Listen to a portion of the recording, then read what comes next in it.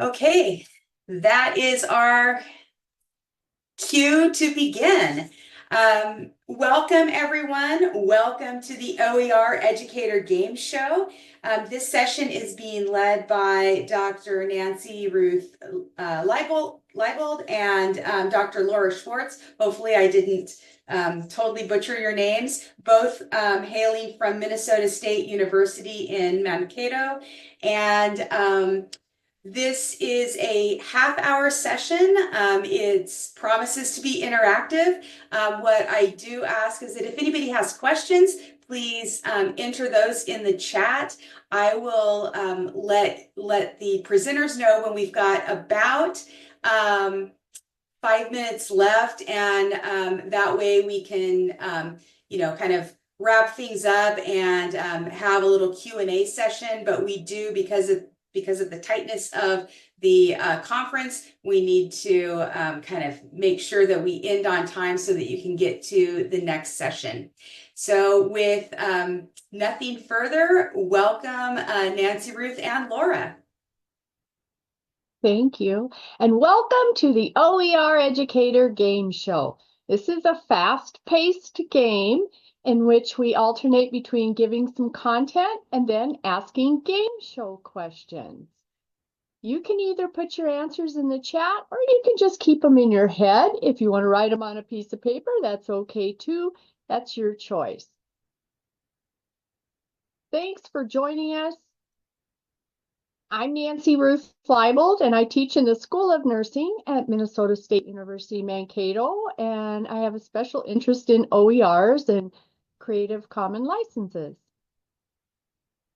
Good morning and welcome. I'm Laura Schwarz, and I also teach in the Department of Nursing at Minnesota State University, Mankato. I love creating OERs. I think it's a fun way to be creative, and I'm also a QM peer reviewer. So the rules of the game, the most important rule is to have fun. So the game show hosts are going to share content on Creative Commons licenses, accessibility, OER educator self-care, and the TEACH Act, so a variety. So participants should remain on the edge of their seats to answer each of the questions, and each participant is on the honor code to keep their own score, so award yourself 1 point for the correct answer. And the game is sprinkled with G-rated humor, so laugh and have fun.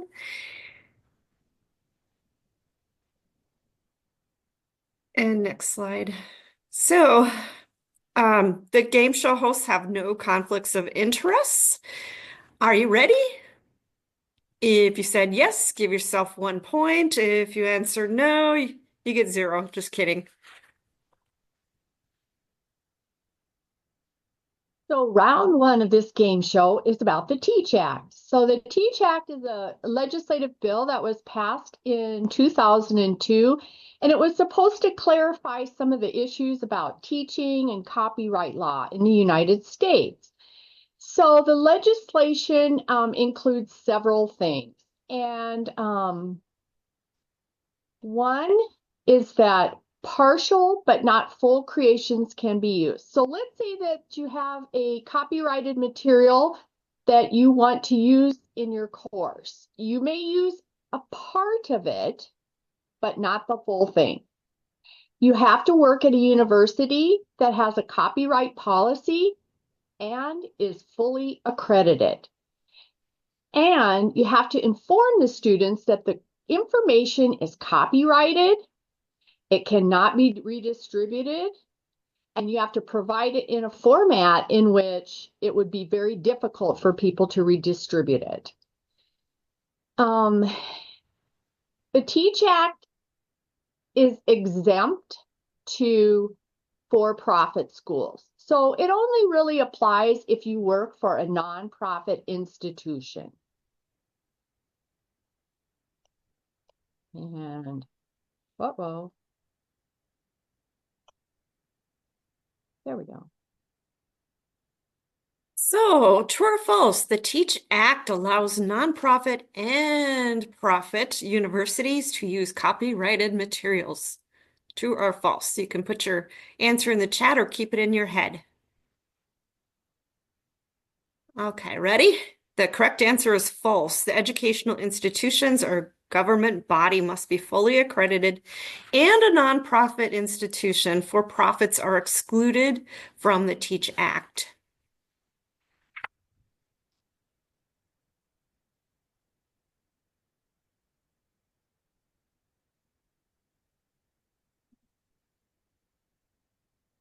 There we go.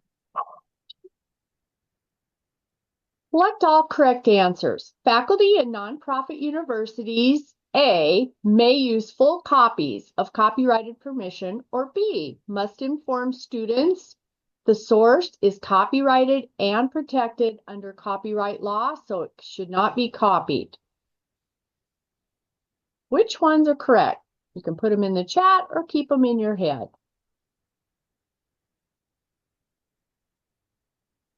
And game players, the correct answer is answer B. Faculty must inform students the source is copyrighted and protected under copyright law, so it should not be copied. Okay, so next question. The Teach Act stipulates that A, only fully accredited nonprofit universities are included, or B, faculty must ensure that the source is shared in a way that students do not have the ability to copy full access. And you can put your answers in chat or keep them in your head, write them down. Okay, the correct answer is both A and B. The educational institution or a government body must be fully accredited, and the faculty must ensure that the materials provided are in a way that don't allow the student to have a permanent copy, so they can't redistribute the information or copyright material.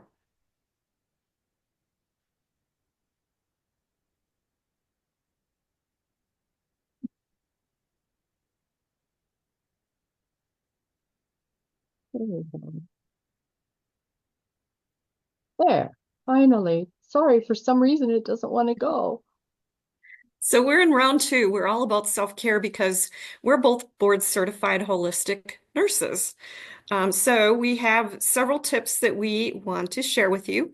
So find some routine self-care activities you enjoy, like comedy, reading, walking, hiking, or exercise, mindfulness, meditation, and use humor daily. Why? Because those who laugh less than 1 month or less have higher mortality rates from cardiovascular disease. Did you know that?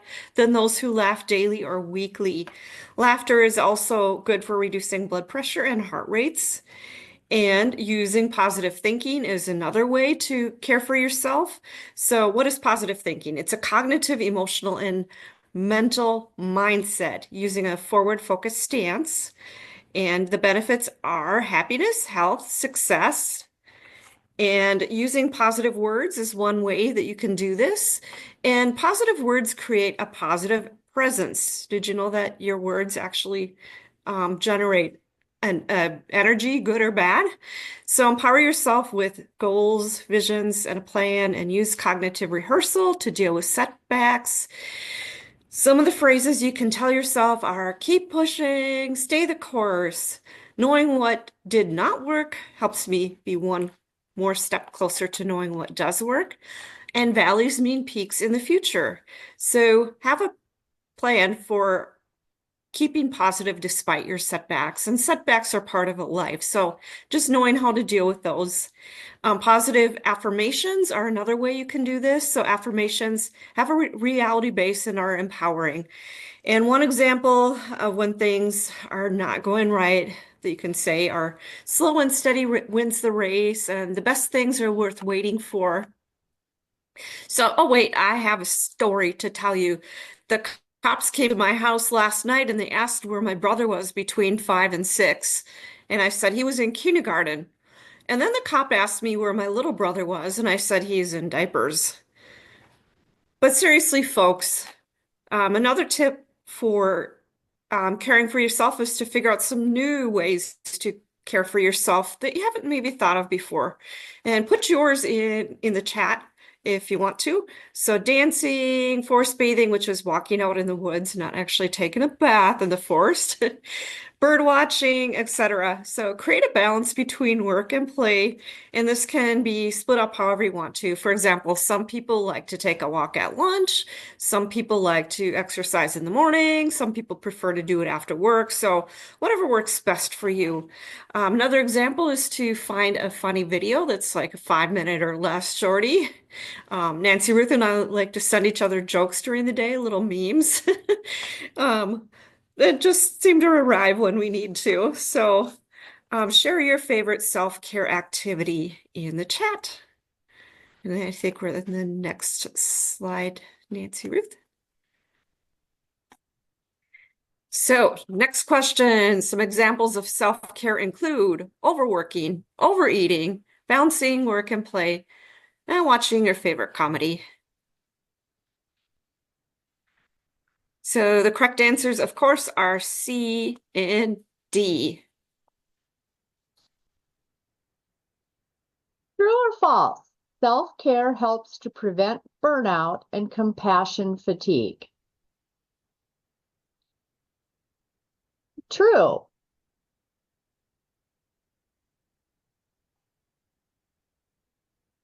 So true or false, people who laugh more than weekly have less cardiovascular health risks than those who laugh less than once per month.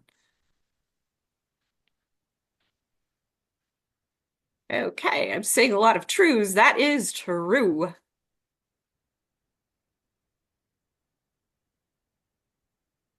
And now we're up to round 3, accessibility in OER.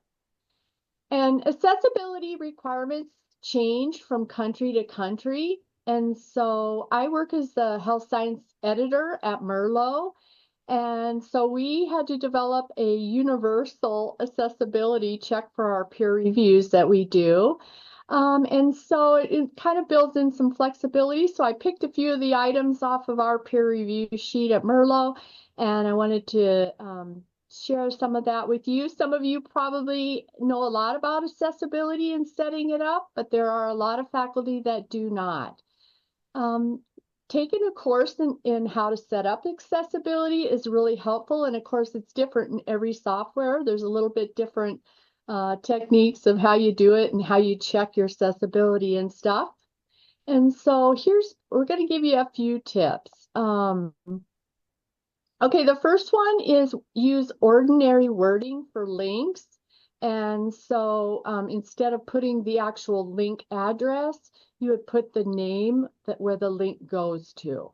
And that's considered ordinary wording. And also notice the contrast between the color of the font here in the gold and the blue, the lighter blue. So by using these lighter colors on a dark background, it makes the text color easier to read. Oops. Also use headings and format the headings in the software that you're using. And this is so that screen readers can read the document. And with headings, have you ever been looking through a document, you want to find a certain section, you know you read a few minutes ago, and you want to look back through and find it and review it again? And you can just do that. But if you're not able to, because you have some vision problems, and so you use a screen reader, if you set the headings up with accessibility headings, then their screen reader can do the same exact thing. So it gives them the same opportunity. And then another thing to do is use alt text. And alt text is what just describes the images. So if I put an image in a beautiful scene of the Rocky Mountains with snow on top of the mountains, I would describe it just that way in the alt text for the picture so that people who are visually impaired will know exactly what the picture is. So, first question for round 3. For accessibility, select the correct answers. A, use alt text to describe images for screen readers, or B, use headings to set up the software.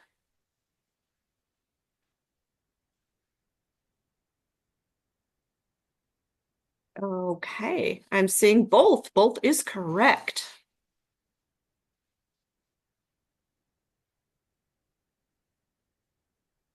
Which example of using links is best practice? A or B?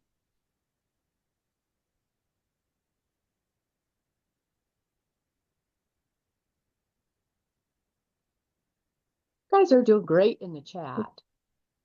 You're correct. It is A because it uses ordinary text. So round 4 is about Creative Commons licenses, and every law has their own copyright laws, and Creative Commons license exists because of copyright laws. So as soon as creative work is tangible, that means you finished it and it's complete. So if you write a paper on your computer, as soon as you're done writing it, it's tangible. In the United States, that means you would have automatic copyright. You do not have to declare copyright or fill out a form anymore. And so that could be anything from a YouTube video to a song lyrics or a computer file in a book. And a lot of people don't understand that creative works is not, if it's not marked with a Creative Commons license, then it is fully copyrighted. Okay.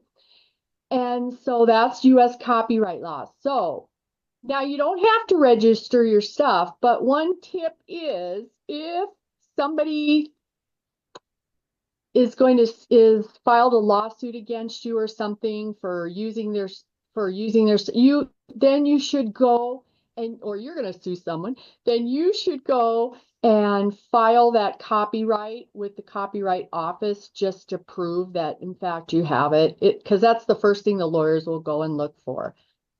And so the Sonny Bono Copyright Term Extension Act, it was passed in 1998, and this law adds 20 more years to the copyright. So now it's 70 years you'd have copyright before it goes to public domain in the United States. But if it's a corporate owned copyright, then they get 75 years. And so these are the Creative Commons licenses. CC is Creative Commons, BY is attribution, and NC is non-commercial. Sometimes you'll see it with a $ with a line through it. SA means share alike. So if you use this, share it with the same kind of license that the person put on it. And ND, which is the most restrictive, it means non-derivative. So you can't change the work at all with a non-derivative license. So I'll never forget my 5th grade teacher saying, if you write a poem or a story or something like that, and you're worried that somebody's going to steal it or maybe a song, put it in an envelope and mail it to yourself and don't open that envelope, because that is a sort of proof that you own that thing that you created. So just had to share that story. So choose A or B. Copyright law in the US requires or is automatic. The correct answer is B. Or sorry, what is it? It is B, yeah. It is B, but if a lawsuit erupts or you're going to sue somebody, as Nancyruth said, then it is good to file it with the US Copyright Office. And this is a picture. It's fictitious. I took this picture. It's fictitious.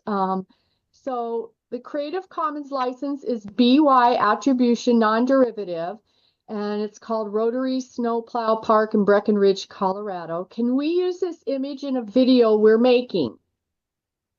And that's the first question. Could we use it if we wanted? And the answer is yes, we could use it. But can we alter the image?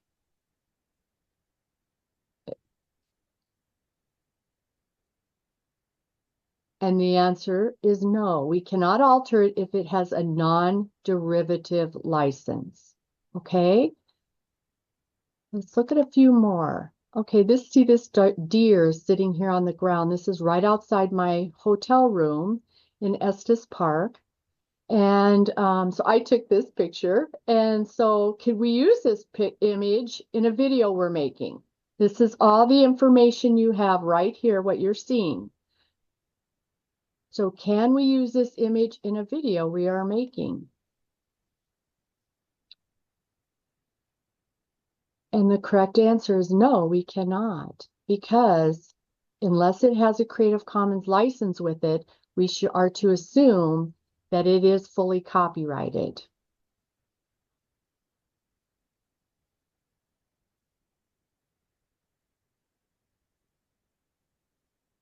And could this file be used in a teaching lesson?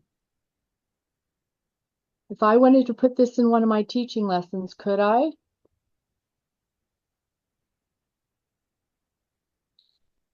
And the answer is no,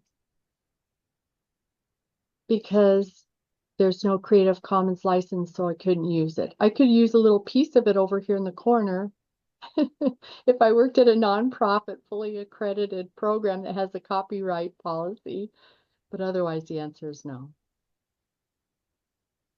So pretend you're using this image in a video that you're making. And the Creative Commons license is BY, so it's attribution. Can this image be remixed to show it as 4 times, such as shown? Yes, you're right. You are absolutely right. It can be because there's nothing here that would prohibit you from changing it. Okay? You guys are doing good with this. There must be some pros out there. And the winner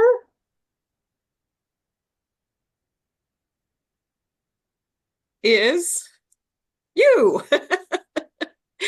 After reporting all of your goals and answering all of the questions, congratulations! You're found. Your game prize is files in the conference area for the presentation that tell you which videos. How can you tell if a YouTube video is Creative Commons or not? And that's a really tricky one.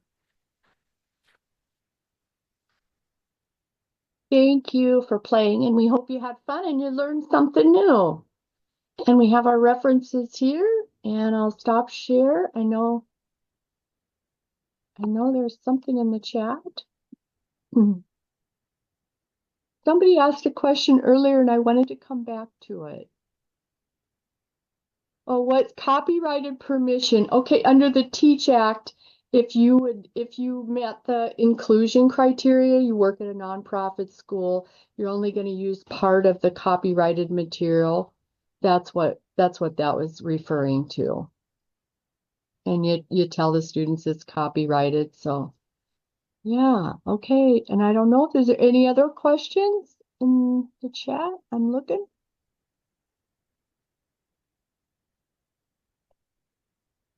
I don't see any more. Right. Well, we still have about 5 minutes left. So if anybody does have any questions or any other comments, please feel free to either put them in the chat or you're welcome to unmute. We've got a very small group here, so we won't be talking over each other. Megan, did you have something? I did. Thank you, Nancyruth and Laura. This was such a great interactive presentation. I wanted to talk about the one that you had the image with the non-derivative, and then because that's always been tricky. Everyone always has questions about it, like when it's non-derivative, right? And you incorporate it into a video, would that video then be a derivative of, unless it's like a standalone, give it attribution as its own? Like I could see it being incorporated in a course or a document because you could easily put it, but when you incorporate in a video, and I know that I've had librarians, we've had lots of conversations, there's always, what do you think? Is that considered, if it's incorporated into a video and the video's like a blend of all these other videos and images, is that then a derivative? What would you think?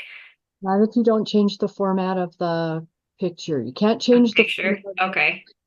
have you ever watched images and then sometimes a picture will duplicate and then it becomes You couldn't do that with it. Yeah. That would be changing the form of it. So if you leave it in its original format, but you place it within that, and then of course, like you said, you'd have to cite where you got it from and the, Creative Commons license that came with it. Yeah. I just would be concerned if someone took the whole video itself with the non-derivative in there and then they made a derivative and changed it because it's all included in. I don't know. I was just thinking like how that could become a slippery slope. And non-derivatives are always, I don't like to touch them because I'm afraid I'm going to make a mistake. So I just was wondering if anyone else has that. Like I literally, when I see a non-derivative, I'm like, literally, unless it's just, I'm handing it out exactly how it is. I don't want to touch it because I'm afraid it's going to then end up potentially becoming a derivative later on down the road. That is a concern, and many of the repositories and collections of OERs around the world will not accept an ND license. They won't put it in. So, okay. Thank yeah, you. I just was, when that one came up, I'm like, oh, I would have answered as no, you can't include it in a video because the video itself is then becoming a derivative and you're creating a new product. But that was just the way I was looking at it. So, I understand just totally. interesting. Yeah. Thank you. Thank you again. This was really helpful.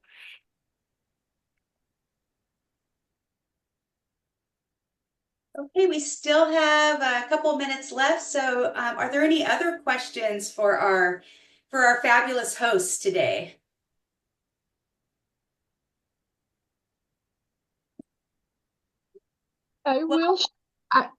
Go ahead. I'm sorry. I was just going to say if there's anything else that either of you want to add before we wrap up. I will say not everybody gets excited about copyright law, and it's a very hard kind of law. And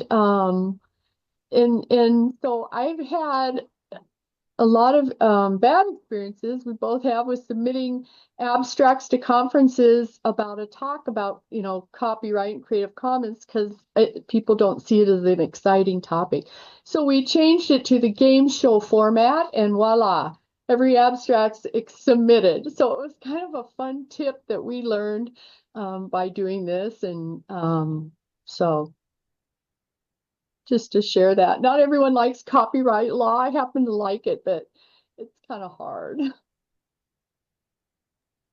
That's a good point. And I think that it's so important for us who are working with OER because so many courses are not only being taught face to face now, but you have hybrid or online courses. And that's another slippery slope we get to when it comes to copyright, because if you're in a theater class, for example, and it's in person, you can use a copyrighted play, right? Because of fair use, but then you can't post that in your learning management system and tell your students to make copies of it and things like that. So I think the other part of copyright is just what is fair use in the OER scheme of things when we're looking at digitizing materials versus the old school way of everything being in person. And so